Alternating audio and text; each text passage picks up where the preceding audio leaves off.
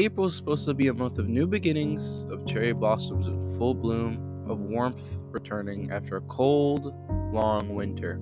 And yet, every April, 𝕊𝕌𝔹𝕊𝔂ℍ𝕀𝔹𝔼 thinks of one thing, or rather, one lie.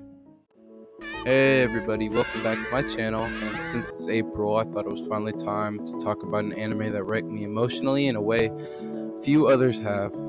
Your Lie in April. At first glance, it looks like a sweet musical, maybe even a cheesy high school romance, but behind all this sunshine and classical music, this show hides something much heavier.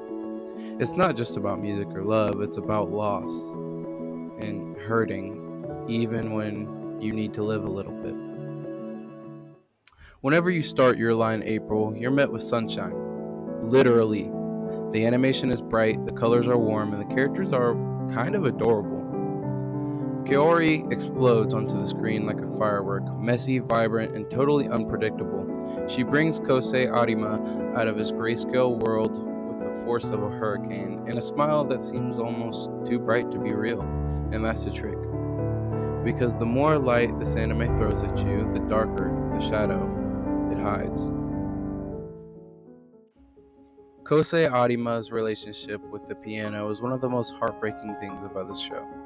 His trauma isn't loud, it's quiet. It's the silence of someone who was hurt so deeply by someone they loved that they couldn't even bear to touch the thing they once loved most. In 𝕊𝕼, she sees that. She sees through the silence to his numbness, and for a while she becomes his music, his color. Music becomes a metaphor for grief. In 𝕊𝕼, she sees that. She sees through his silence, his numbness, and for a while she becomes his music, his color. But what we don't realize, at least not right away, is that she's hiding her own silence, her own pain, and she's not trying to be saved. She's trying to save him, but she can't anymore.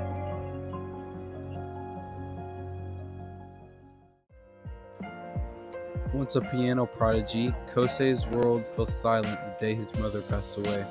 The keys he once played with passion became a source of trauma, drowning in silence. He couldn't hear the music anymore, not even in his own heart.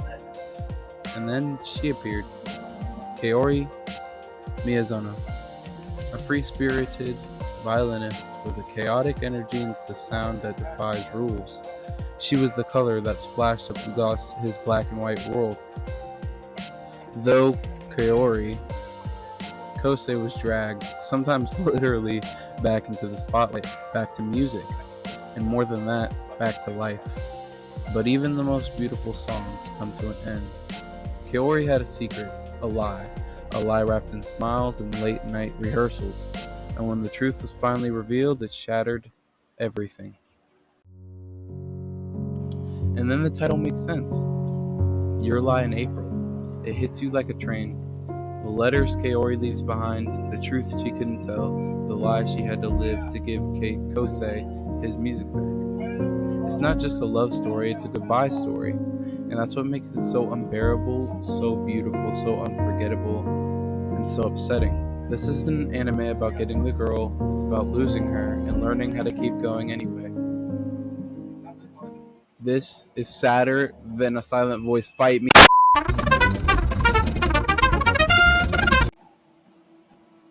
It's been years since I've watched Your Lie in April, and still, these are scenes I can't rewatch.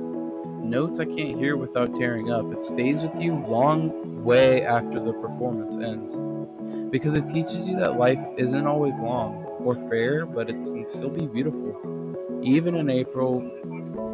So, if you haven't watched it yet, go into it knowing it'll break your heart, but also put it back together, note by note. Thanks for watching.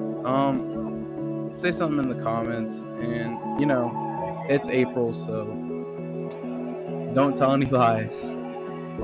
Be safe out there, y'all.